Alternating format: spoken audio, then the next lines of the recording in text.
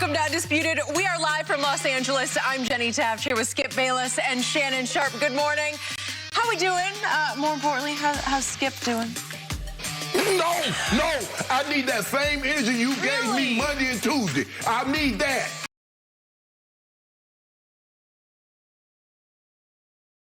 I need that. How about this, Jenny? I need that energy. Well. We'll get to Lucky LeBron and those Lakers in just a moment. What about the flipper? Oh, no.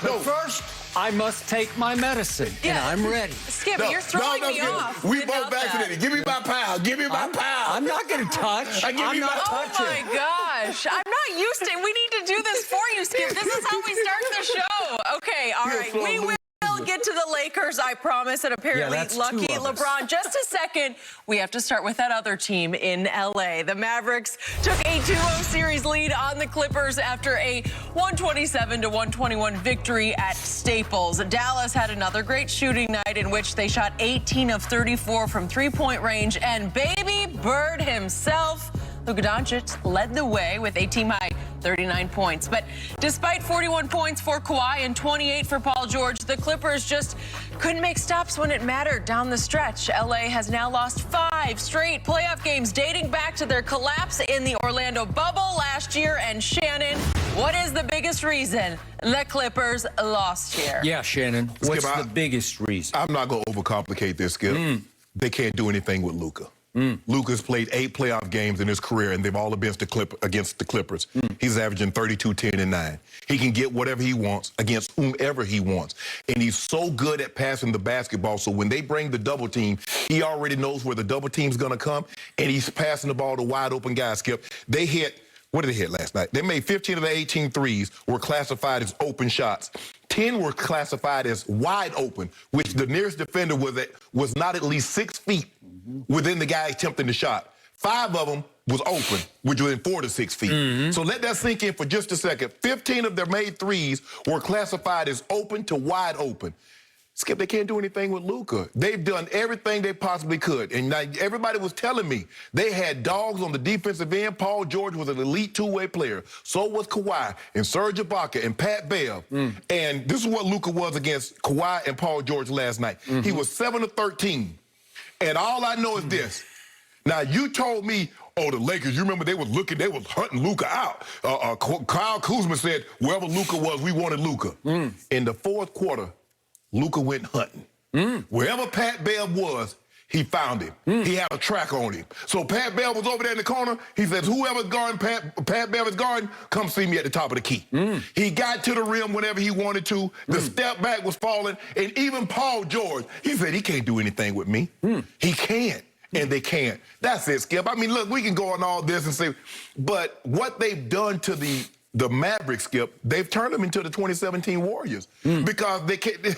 The threes are just raining threes. Now, I'm not saying the Mavs are a great three-point shooting team, but when you got decent guys and you're going to leave them wide open, more times than not, they're going to make those threes. Tim Hardaway Jr. is making them pay every time. If they go help off of him, he's finding them. Luka's finding them. So, Skip, it's as simple as that. They cannot until they can contain Luka Doncic. And they can't. Unless, remember last year, Skip, he was kind of banged up a little bit, and somebody not accidentally stepped on his ankle, and it limited him. But he's healthy now, and he's cooking everybody. Kawhi, Paul George, Pat Bev, but that's the reason why they're in this position. You can't let a team shoot 59% from the floor, 53% from 3. The only reason this game was close, why, Skip? They missed 11 threes. 11 free throws. If they make 8, it's a blowout. So, before I get to what I'm about to say, I'm going to address what you just said about quote-unquote Baby Bird, as in Baby Larry Bird, as in Larry Bird Jr., as in the player I call Baby Sparrow, because he remains dramatically overrated. You just raved about him. This is the 2nd straight game. We're 2 games into this series, and twice you have raved about Luka in the 4th quarter. In the first game against my Clippers, Luka Doncic, Baby Bird, scored all of 1 point. Can you see this count? 1 point in the fourth quarter. Last night, Shannon Sharp says he was hunting last night in the fourth quarter. He was just hunting. He scored a grand total in the fourth quarter last night, unless my eyes are deceiving me, of 4 points in the fourth quarter. 4 points. It killed my Clippers. His 4 points in the fourth quarter. No, the 39 killed your Clippers. Killed him. Yeah, he missed both of his 3-point shots in the fourth quarter. He just ran us right off the floor, hunted us down, and shot us out of our own gymnasium in the fourth quarter. Way to go, Shannon. I love your analysis. Now, back to what really happened. Let's go big picture first, shall we? The Los Angeles Clippers have been victims of a brutally, viciously unfair media myth driven by you and Chris Broussard on the show. And Chris will join us just in a few minutes here on the show. I can't wait for that. You have driven the media myth that the Clippers, quote unquote, tanked to get to the Dallas Mavericks, which is the biggest bunch of phony baloney in the history of Undisputed and sports media, because all they did was rest their starters down the stretch so that they could be completely, utterly healthy, because they have 2 fragile superstars in Kawhi Leonard and Paul George, who are 100% physically healthy. I don't know about the mental side. I'll get to that in a moment.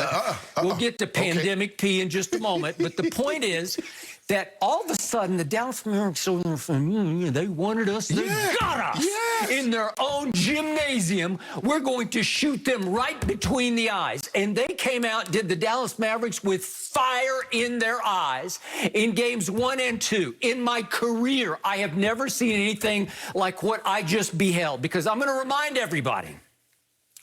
Last night, well, let's do game 1 first. They made 17 threes in game 1. 17 threes? Are you kidding me?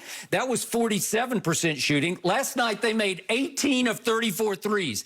That's 53%. Guess what they shot for the whole year from the three-point line? What did you? They ranked 18th in the league. And again, for the whole year, they're a 35% three-point shooting team. Only once in 72 games did they shoot above what they shot last night. They had one 55% shooting night against the Pelicans in Dallas. So was this an aberration? This was off the charts, unexpected for the team that ranked 18th in free throw shooting to completely outshoot the team that ranked first in free throw shooting at Staples, the home court of the Los Angeles Clippers. Wait a second. They're ranked 18th and they make 53% of their threes. They're from the free throw line. They rank 15th and they're horrible from the free throw line because they're a horrible free throw shooting team. They made 13 of 24 free throws. So you're making every three-point shot you throw up into the rafters. But you can't make a free throw. And you can't make a free throw. From the field, they rank 14th during the regular season in field goal percentage. And last night, they shot, look at this, they shot 59%. It's ridiculous. I can't stop it.